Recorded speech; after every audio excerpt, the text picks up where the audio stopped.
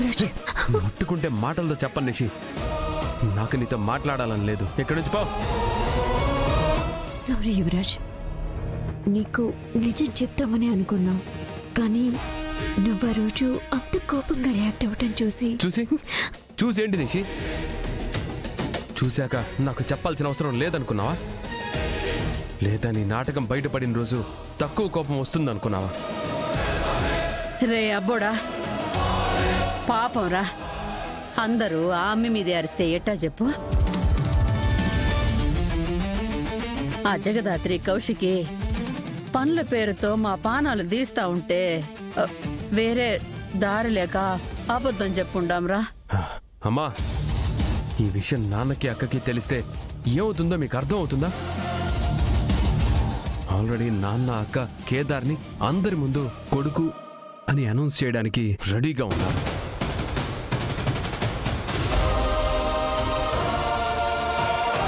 ఇప్పుడు ఈ విషయం వాళ్ళకి తెలిస్తే కొడుకు అనౌన్స్ చేయడమే కాదు, మన మీద కోపంతో ఆస్తి మొత్తం వాడి పేరు మీద రాస్తారు. ఏంటి, అన్నయ్య గారు కేదార్ని కొడుగ్గా ఒప్పుకుంటున్నారా? అవునమ్మా, ఇవాళ ఈ ఫంక్షన్ పెట్టింది కూడా అందుకే. మీరసలు ఏం మాట్లాడుతున్నారో మీకు అర్థం అవుతుందా? అన్నయ్య గారు ఆ పని చేస్తే ఆ జగదాత్రి ఈ ఇంటి కోడలవుతుంది. కాదు కాదు కాదు, ఈ ఇంటికి పెద్ద కోడలవుతుంది. అబ్బా తెలుసులే అమ్మా, నువ్వు మరీ ఎంత స్ట్రెస్ చేసి చెప్పాల్సిన అవసరం లేదు. తెలుసని అంత తేలిగ్గా అంటున్నావేంటే? విషయం ఇంతవరకు వస్తుంటే అసలు మీరేం చేస్తున్నారు? ఓళ్ళని ఆపేదానికి సర్వ ప్రయత్నాలు చేసుండా మమ్మీ. చెప్పిన కదా, ఆ జగదత్రి చాలా తెలివైంది. ఆ అమ్మితో గెలవడము మా వల్ల అవడం లేదు. అసలేం జరిగిందే?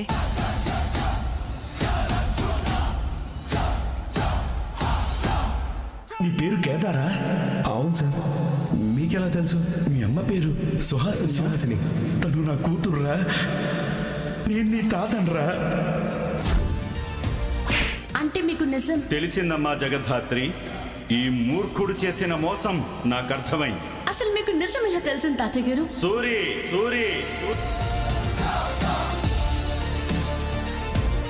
సాక్ష్యాలు ఉంటే చూపించండి.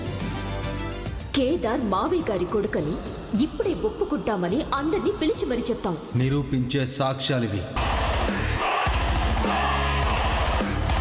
మీకు రేపటి వరకు సమయం ఇస్తున్నాను. మీ వాళ్లను పిలిచి అందరిలో కేదార్ని సుధాకర్ మొదటి భార్య కొడుగ్గా ప్రకటిస్తే సరే, లేదంటే ఈ సాక్ష్యాలు తీసుకుని నేను నేరుగా మీడియా దగ్గరికి, పోలీసుల దగ్గరికి వెళ్తాను. అదమ్మ జరిగింది. అయితే ఇవాళ అన్నయ్య గారు కేదార్ని కొడుకు అని అనౌన్స్ చేయకుండా ఆపే అవకాశమే లేదంటారా? మార్నింగ్ నుంచి ఆ ప్లాన్ గురించి ఆలోచిస్తుంటే మధ్యలో ఈ విషయం గురించి తెలిసింది అత్తయ్య గారు.